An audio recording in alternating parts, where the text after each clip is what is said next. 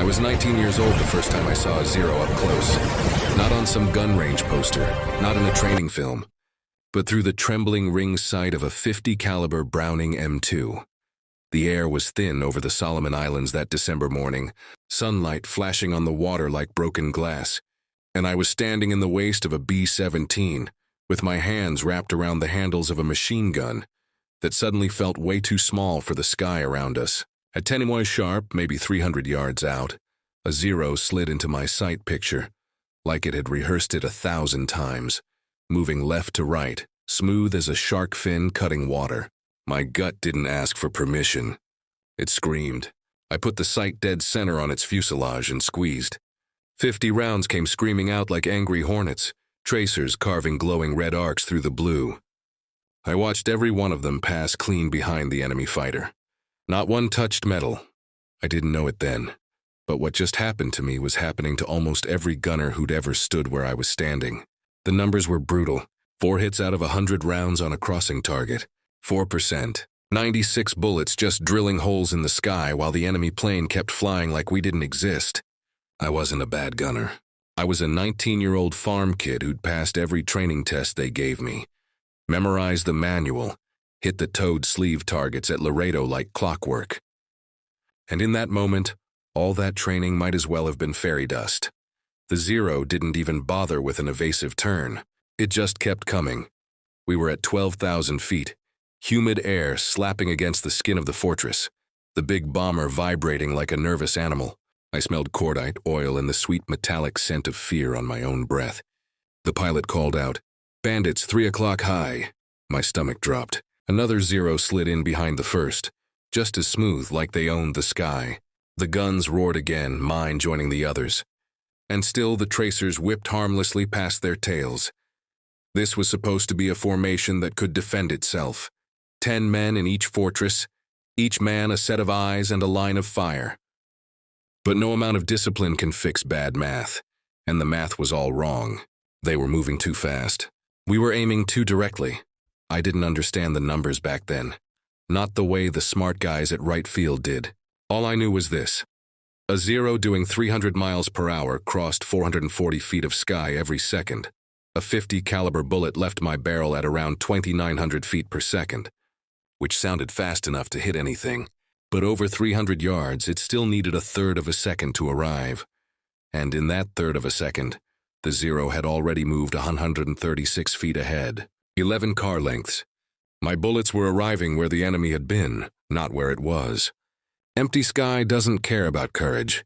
They taught us to aim at what we could see. That worked fine on a towed banner crawling through the sky like a tired bird. It meant nothing when a Zero was slicing across your field of fire like a blade. The first burst was a miss. So was the second. By the time the third came, I was just shooting because not shooting felt worse. When the enemy pulled away untouched, something inside me cracked. Not loud, but like the sound of fabric giving way. It was the moment I learned what so many other gunners had already learned, doing everything right doesn't mean a damn thing if you're fighting. Physics. The briefing room at Henderson was just a shack with maps, a chalkboard, and the smell of wet canvas.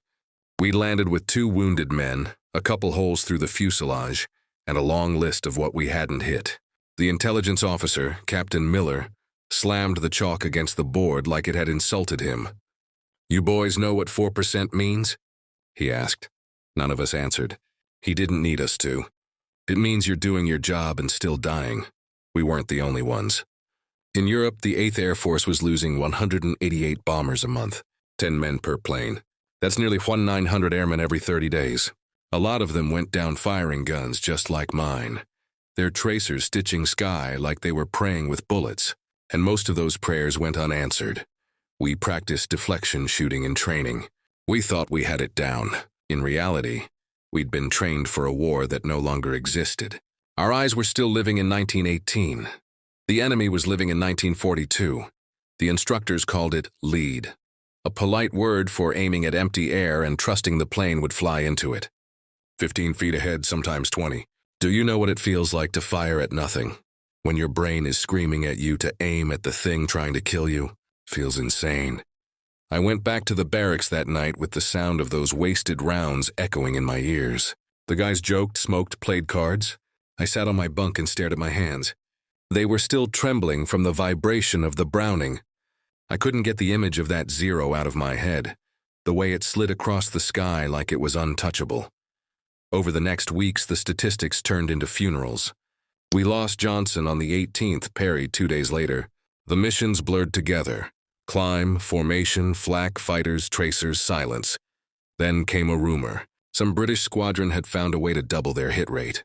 Not fancy math, not gadgets. Just training that ignored everything they'd ever been taught. Fire while you're still moving. Don't aim at the plane. Aim ahead. Trust motion. I didn't believe it. None of us did. But desperation makes fast converts. We trained with broomsticks first. No ammo, just the rhythm.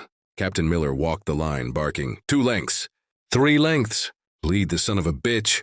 We aimed ahead of the silhouettes on the practice film, fired when it felt wrong, and slowly started hitting the plywood frames. Then the real training began. They brought out a truck and mounted an old turret on it. Another truck towed a banner down the strip at 60 miles per hour. It wasn't 300, but it was better than nothing. The first passes were a mess. My tracers danced behind the target like drunk fireflies. But by the 5th pass, something clicked. I stopped trying to aim. I started trusting the motion. And suddenly, thwack, thwack, thwack, holes appeared in the banner. That sound rewired something in me. The next time we went up, it was different. December 27th, 1942. Thick, soupy clouds hanging low over the islands. The B-17 droned like a tired giant, engines thumping through my boots. I had my hands on the gun long before we hit altitude. The sky was too quiet. Quiet skies meant fighters, bandits. 11 o'clock. I turned and there it was. Another zero slicing in from the side fast. Everything in me wanted to aim right at him. But I didn't. I pulled the sight ahead. 2 plane lengths. Maybe 3. Empty sky. The first burst tore through nothing. The second caught the edge of the canopy. I saw it. A spark. A wobble. The fighter jerked upward. I fired again, holding that invisible lead like it was the only thing keeping me alive. And then it happened. The zero folded over like someone had cut its spine. A black smear trailed behind it. For the first time, I hit something that was trying to kill me. We didn't cheer. Not the way movies say we should. I just kept breathing. My fingers stayed tight on the trigger guard, shaking. Not everyone adapted. Some guys couldn't make themselves aim at empty air. It's a hard thing to teach your brain, to ignore your eyes in a gunfight. A lot of them died that winter, firing perfect bursts at the wrong place. But slowly the word spread. Spot shooting, they called it. Count plane lengths ahead. Don't think. Feel it? The old-timers said the math was the same as always. 0.3 seconds of bullet flight time. 36 feet of travel, 15 feet of lead. But on the gun, math didn't matter. What mattered was habit. Habit turned math into survival. The pilots said they noticed the difference before we did. The fighters didn't linger in our formations anymore. 1 burst, sometimes 2, and the sky suddenly felt less like their playground. I learned to track not the plane, but its path. Learned that when my tracers stitched air where no plane was yet, sometimes that's exactly where the plane would be. Learned to trust that wrong could be right if physics said so. In early '43, they sent some eggheads down from Massachusetts. Gyro gun sight, guys. I remember the first time I saw the Mark 14. Shiny, complicated, heavier than sin. They said it could do the math for you. You dialed the wingspan, tracked for 2 seconds, and it spat out the exact spot where you should shoot. A glowing dot in empty space. All you had to do was trust the dot. The first time I tried it, I missed everything. My hands didn't trust it yet. The second time, I hit a towed target dead center. But they didn't have enough of those sights to go around. Half the gunners flew with them. Half didn't. We were somewhere in between invention and instinct, between science and gut. January 1943.